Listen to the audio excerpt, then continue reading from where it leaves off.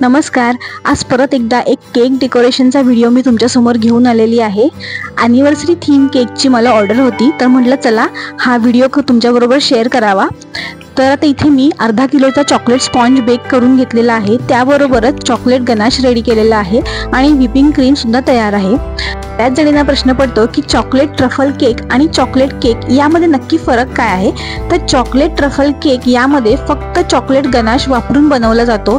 त्यामध्ये कुठेही आपण क्रीमचा वापर करत नाही, परंतु चॉकलेट केकमध्ये क्रीम प्लस चॉकलेट गनाश हे दोन्ही वापरलं जातं. त्यामुळे या दोन्ही केकची चव संपूर्णपणे वेगळी लागते. जेव्हा आपण फक्त चॉकलेट ट्रफल केक खातो तेव्हा तो चवीला थोडासा कडवट लागतो, कारण त्याच्यामध्ये संपूर्णपणे चॉकलेट असतं. पण जेव्हा आपण चॉकलेट विथ क्रीम किंवा डच चॉकलेट असा फ्लेवरचा केक घेतो तेव्हा आपल्याला चॉकलेट स्पॉन्ज आणि चॉकलेटची क्रीम असा आपल्या तिन्ही चवींचा आपल्याला तिथे आस्वाद मिळतो. तर प्रत्येकाची आवड असते. कोणाला फक्त चॉकलेट ट्रफल केक आवडतो तर कोणाला चॉकलेट विथ क्रीम असं आवडतं. जनरली लहान मुलांना कायम चॉकलेट विथ क्रीम केकच आवडतो आणि मोठ्यांना सहसा चॉकलेट ट्रफल केक जास्ती आवडतो. हा माझा अनुभव आहे आतापर्यंतचा. तर आज मला एक चॉकलेट विथ क्रीम असा केक बनवायचा होता. त्यासाठी मी व्हिपिंग क्रीम आधीच व्हीप करून घेतली होती आणि जेवढी मला लागणार आहे तेवढीच ठेवून बाकीची मी फ्रीजमध्ये ठेवून दिली. तर नेहमीप्रमाणे मी आता 3 लेअरमध्ये केक कट करून घेतला. त्यानंतर प्रत्येक लेअरला आपण चॉकलेट सिरपनी सोक करणार आहोत. चॉकलेट सिरपमध्ये साखर, पाणी आणि थोडंसं चॉकलेट गनाश असं मिक्स करून मी चॉकलेट सिरप बनवते. त्या ह्याने मी प्रत्येक स्पॉन्ज हा व्यवस्थित सोक करून घेणार आहे. त्यानंतर त्याच्यावर चॉकलेट क्रीम लावणार आहे, चॉकलेट गनाश लावणार आहे आणि त्याच्यावर थोडे चोको चिप्स टाकणार आहे. चॉकलेट ट्रफल किंवा चॉकलेट क्रीम ह्या दोन्हीपैकी कुठल्याही केकचे फ्लेवर माझ्याकडे असतील तरीसुद्धा मी नेहमी त्याच्यामध्ये चोको चिप्सचा वापर करते, कारण त्याने खूप छान फ्लेवर येतो. जेव्हा ते चोको चिप्स केकचे बाईट करताना आपल्या दाताखाली येतात तेव्हा ते खूप छान लागतात. त्यामुळे तुम्हीसुद्धा चोको चिप्स टाकून एकदा केक बनवून बघा, क्लायंटला नक्की आवडेल. तर स्पॉन्जला क्रीम लावणं, चॉकलेट लावणं हा जो पार्ट आहे मी थोडासा मुद्दामून फास्ट फॉरवर्ड करते, कारण मला या व्हिडिओमध्ये सगळ्यात महत्त्वाचा मुद्दा असं दाखवायचा आहे की व्हिपिंग क्रीममध्ये आपण डार्क कलर कसे करू शकतो. मला इथे लाल रंग हवा आहे, तो मी खूप जास्ती रंग न वापरता थोड्याच रंगाचा वापर करून आपण व्हिपिंग क्रीममध्ये डार्क रंगाचे कलर कसे बनवू शकतो, तसे केक आपण कसे बनवू शकतो हे मला आज या व्हिडिओमधून दाखवायचं आहे. त्यामुळे व्हिडिओ शेवटपर्यंत नक्की बघा. आपण खूप छान सुंदर केक बनवलेला आहे. त्याचबरोबर केकमध्ये रंगाचा वापर खूप कमी केलेला आहे, त्यामुळे केक दिसायला तर छान दिसतोच आहे. त्याबरोबरच आपण थोडी आपल्या आरोग्याचीही काळजी घेतली पाहिजे की खूप जास्त आर्टिफिशियल कलर आपण खाल्ले नाही पाहिजेत. त्यासाठी माझा हा प्रयत्न आहे. तर नक्की व्हिडिओ शेवटपर्यंत बघा. व्हिडिओ तुम्हाला आवडला तर एक लाईक जरूर करा. आता इथे मी केकला क्रम कोटिंग करून घेते. क्रम कोटिंग म्हणजे केकला थोडीशी क्रीम लावून फक्त जे केकचे क्रम्स आहेत ते आपण व्यवस्थित त्याला बंद करून घेतो, जेणेकरून केक कुठूनही बाहेर दिसणार नाही. त्याचबरोबर स्पॉन्ज आणि क्रीम हे व्यवस्थित एकमेकांमध्ये मिसळले जातील आणि आपल्याला जे फिनिशिंगला क्रीम लावायचं आहे त्याचं फिनिशिंग खूप छान येईल. त्यासाठी क्रम कोटिंग करणं खूप महत्त्वाचं असतं.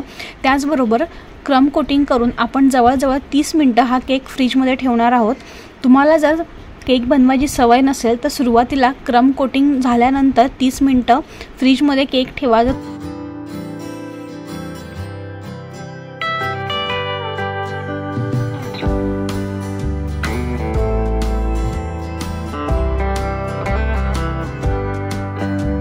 त्याच वेळेला वेळ असेल तर मी सुद्धा क्रम कोटिंग झाल्यावर फ्रीजमध्ये केक थोड्या वेळ ठेवते, ज्यामुळे केक छान सेट होतो आणि फायनल फिनिशिंग पण छान येतं.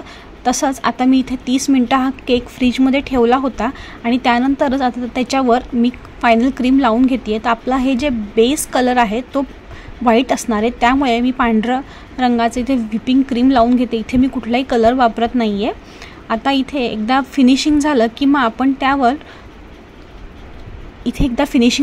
आपण त्यावर लाल रंग लावणार आहोत. पण तो कसा लावणार आहे ते पण तुम्ही बघा एकदा. केकला फिनिशिंग येण्यासाठी जशी आपल्याला टेक्निकची गरज असते त्याचबरोबर खूप प्रॅक्टिसची गरज असते. मी आत्तापर्यंत खूप केक बनवलेले आहेत, तरीसुद्धा कधीकधी माझंही फिनिशिंग पटकन नीट येत नाही. तर त्यामुळे घाबरून जायचं नाही. तर हळूहळू का होईना पण आपण फिनिशिंग द्यायला शिकतो आणि कधीकधी टेम्परेचरचा फरक असतो, कधीतरी वातावरणाचा फरक असतो. त्यामुळे कधी कधी फिनिशिंग व्हायला वेळ लागतो. आता याप्रमाणे माझं इथे फिनिशिंग करून झालेलं आहे.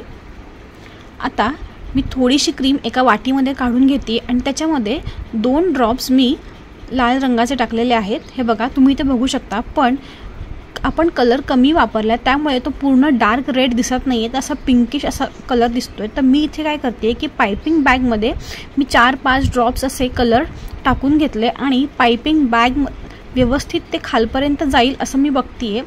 आणि आता त्यामध्ये आपण हे जे रंग मिक्स केलेलं क्रीम आहे ते भरणार आहे. त्यामुळे काय होणार आहे की आपण जरी रंग वापरला तरी पण तो क्रीमच्या आतमध्ये न जाता क्रीमच्या वरतीच राहणार आहे. तर इथे मी व्यवस्थित ही पायपिंग बॅग भरून घेते आणि असं वर खाली असं झिगझॅग एक डिझाईन मला हवं आहे, त्याप्रमाणे मी इथे डिझाईन बनवून घेते.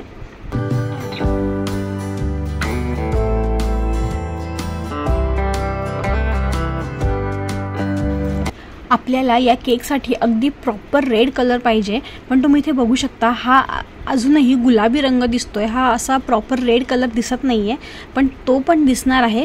व्हिडिओ शेवटपर्यंत नक्की बघा. आता मी हे जे क्रीम आहे ते एकदम व्यवस्थित इथे लावून घेते आणि त्याला एक छान फिनिशिंग आपण देऊन घेऊयात. आता मी काय करणार आहे की स्पॅच्युलावर 2 थेंब लाल रंग घेऊन थोड्याशा क्रीममध्ये मिक्स करून मग ती क्रीम परत एकदा याच्यावरून फिरवून घेणार आहे. त्यामुळे कमी रंगाचा वापर करून सुद्धा आपलं जे क्रीम आहे ते रेड कलर दिसणार आहे. डिझाईन जे आहे ते आपल्याला हवंय त्याप्रमाणे डार्क रेड कलरमध्ये आपण करू शकणार आहोत.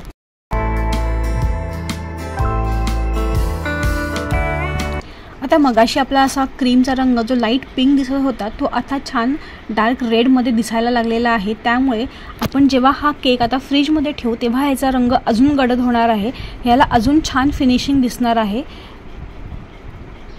आता आपलं इथे हे क्रीम लावून झालेलं आहे. आता यापेक्षा जास्ती क्रीम मी लावणार नाही आहे. फक्त आता स्क्रॅपरच्या मदतीने आपण एकदा परत छान ह्याला फिनिशिंग करून घेऊयात. आणि तुम्ही बघू शकता छान डार्क रेड कलर दिसतोय.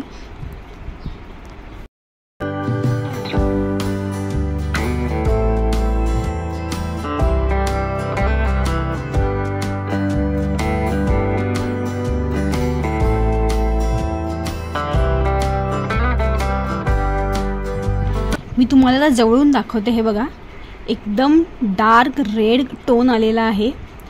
अगदी कमी कलरचा वापर करून सुद्धा आपण छान हा असा डार्क रंग इथे मिळवलेला आहे. तर नेहमी लक्षात ठेवा की पूर्ण क्रीममध्ये रंग मिसळण्यापेक्षा थोड्याशा क्रीममध्ये रंग मिक्स करून आपण असं डार्क रंग अचीव करू शकतो. आता मला इथे ॲनिव्हर्सरीचं डिझाईन करायचं होतं, त्यासाठी माझ्याकडे हार्ट शेपचे ॲक्रेलिक्सचे जे टॉपर्स आहेत ते मी इथे वापरणार आहे. त्याचबरोबर इथे मी गोल्डन डस्ट घेतलं आहे आणि त्याच्यामध्ये 3 ते 4 थेंब इव्हॅपोरेक्स मी मिक्स करते. तुमच्याकडे जर इव्हॅपोरेक्स नसेल तुम्ही लिंबाचा रसाचा सुद्धा वापर करू शकता, पण इव्हॅपोरेक्स असलं की थोडंसं बरं पडतं, म्हणून मी ते इव्हॅपोरेक्स नेहमी ठेवते. तर हे गोल्डन डस्टमध्ये मी इव्हॅपोरेक्स मिक्स केलेलं आहे आणि आता मी हे असं छान त्याच्या लावून घेते, ज्याच्यामुळे आपलं हे जे लाल ही जी किनार आहे ती छान हायलाईट होते इथे.